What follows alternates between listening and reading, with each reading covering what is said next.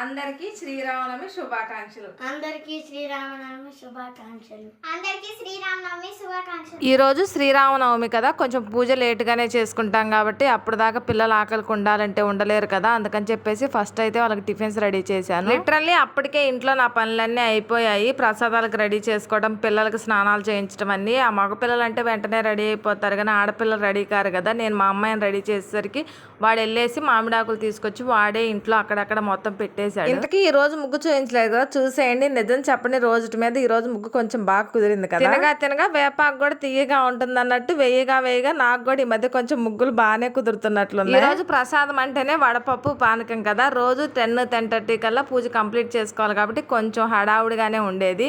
ఈ రోజు మాత్రం చాలా ఫ్రీగా చేసుకున్నాను. కొబ్బరికాయ మాత్రం పిల్లలిద్దరూ కలిసి మేమే కొడతాం అన్నారు. మరి మా ఇంట్లో పండుగ అయితే చాలా బాగా జరిగింది. మరి మీ ఇంట్లో పండుగ ఎలా జరిగిందో నాకు కామెంట్ సెక్షన్ లో కామెంట్ చేయండి. జై శ్రీరామ్. జై శ్రీరామ్.